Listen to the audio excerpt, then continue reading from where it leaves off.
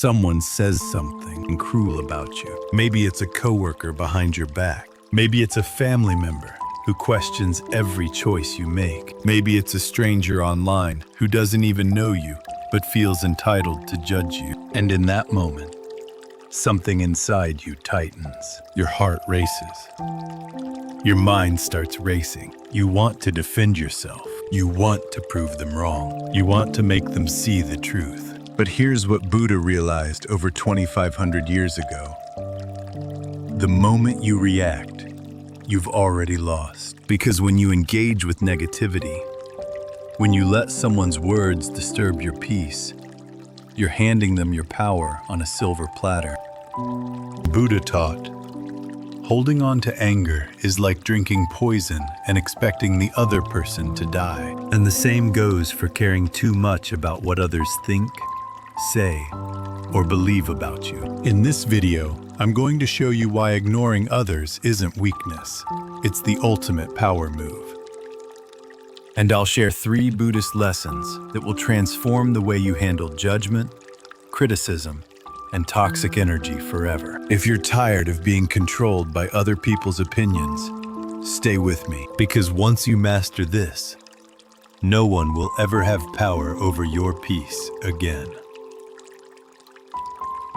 Let me ask you something. How much of your energy do you waste every single day thinking about what someone said, what someone thinks, what someone might say?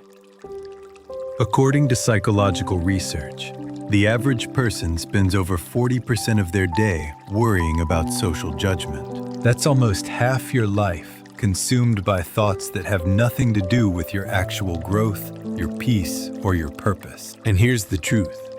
Most of those people, they're not even thinking about you. They spoke, they moved on. But you're still carrying it. Buddhism calls this mental imprisonment. You become a prisoner not to what others do, but to how much space you give them in your mind. And the cost? Anxiety, resentment, exhaustion, insecurity. But when you learn to ignore, not out of bitterness, but out of wisdom, you reclaim your energy. You reclaim your peace. You reclaim your power. So let's break down exactly how to do that. Here's the first thing Buddha wants you to understand when someone criticizes you, insults you, or judges you. They're not really talking about you. They're revealing themselves. Let me explain. Imagine you're walking down the street and someone throws trash at you. Do you pick it up and carry it home? Do you examine it, worry about it, try to understand why they threw it? No. You keep walking because it's their trash, not yours. That's exactly what criticism is. It's someone else's unresolved pain, insecurity, or frustration being thrown in your direction. Buddha once said, "An insult is like a gift. If you do not accept it, to whom does it belong?" Think about that. If someone tries to hand you anger, judgment, or negativity, and you refuse to take it, it stays with them. There was a woman named Sarah. She worked in a corporate office where one coworker, Lisa, constantly made passive-aggressive comments about her work. "Oh, you're doing it that way? Interesting choice. I'm surprised they let you handle that project." For months, Sarah felt crushed. She questioned herself. She worked harder to prove Lisa wrong. She lost sleep. Then one day, Sarah learned something. Lisa had recently been passed over for a promotion that Sarah received. Suddenly, everything clicked. Lisa's words weren't about Sarah's competence. They were about Lisa's own pain. Once Sarah realized this, she stopped reacting. She stopped defending. She smiled politely and moved on. And you know what happened? Lisa's comments lost all power because Sarah stopped giving them attention. The Buddhist principle here is called pratitya samutpada, dependent origination. It means that everything someone says or does arises from their own conditions, their own karma, their own suffering. It's not about you. It's about the storm inside them. Neuroscience backs this up too. Studies show that when people criticize others, the same brain regions light up that are associated with self-judgment and insecurity. In other words, criticism is often a projection of inner conflict. So here's your practice next time someone says something hurtful. Pause, take a breath, and ask yourself, is this really about me, or is this about them?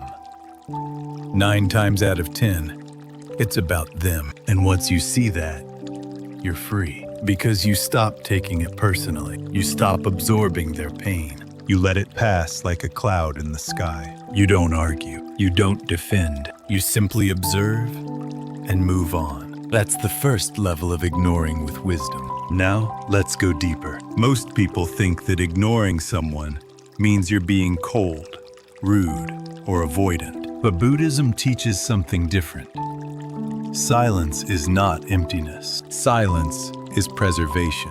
When you choose not to respond to negativity, you're not being passive, you're being strategic. You're protecting your most valuable resource, your energy. Buddha said, "Speak only if it improves upon the silence." Let that sink in. Not every comment deserves your words. Not every argument deserves your time. Not every person deserves access to your inner world. Here's why this matters. Engaging with toxic people is like trying to fill a bucket with a hole in it. No matter how much you pour in, it drains. You explain yourself, they twist your words. You defend yourself, they attack harder. You try to reason, they don't listen. Why?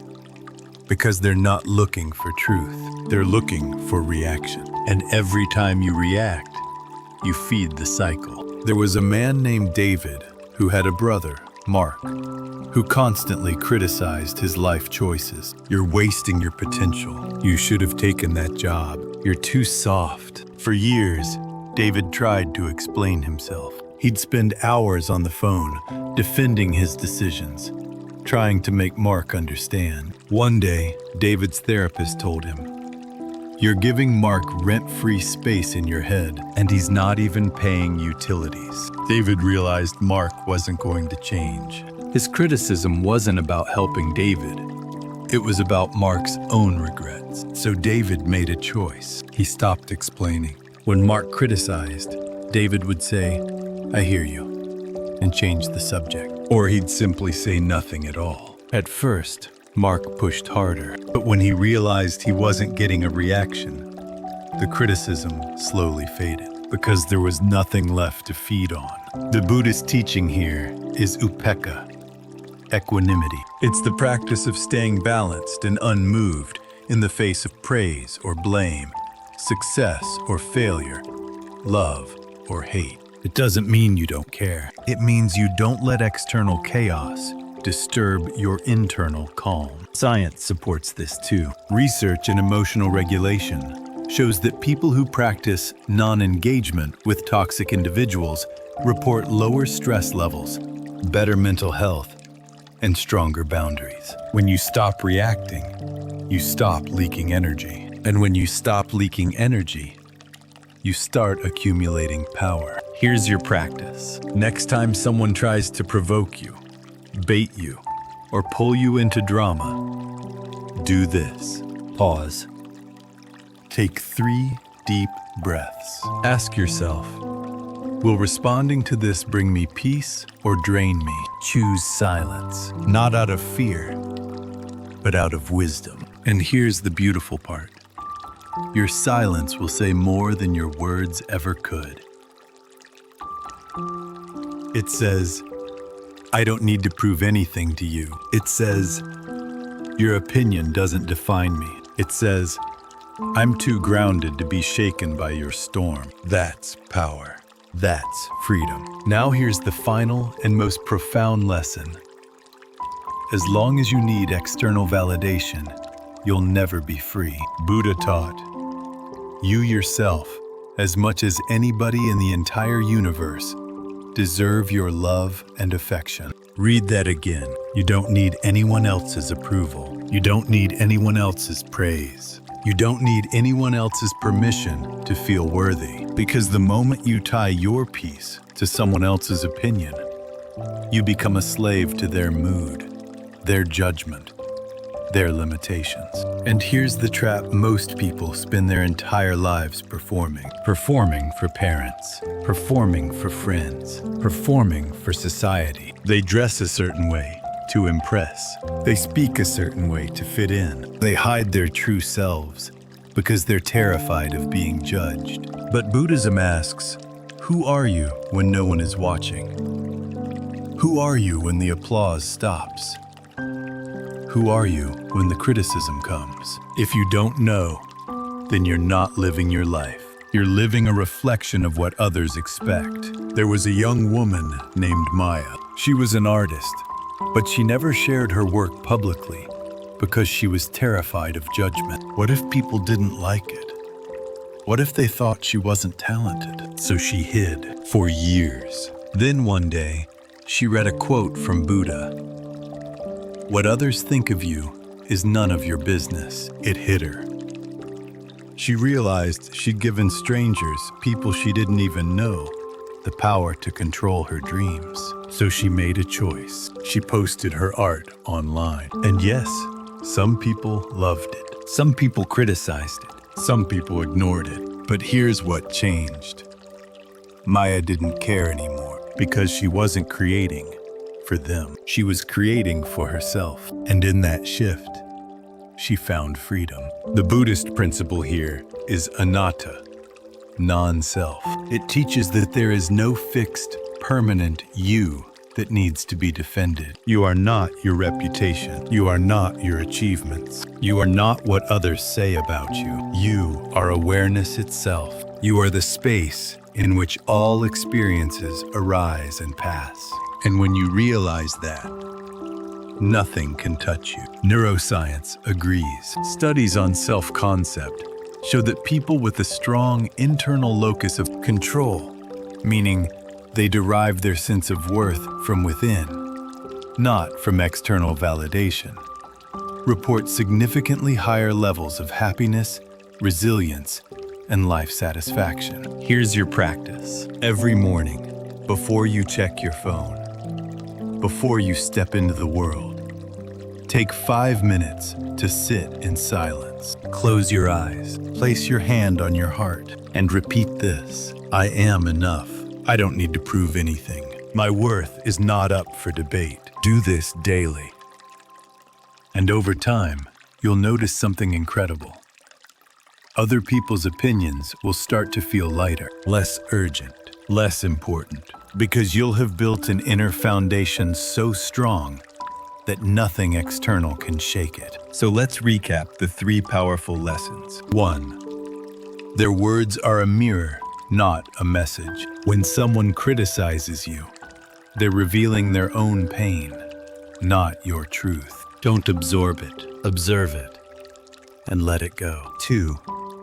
Silence protects your energy. You don't owe everyone a response. Speak only when it improves upon the silence. Your peace is more valuable than winning an argument. 3.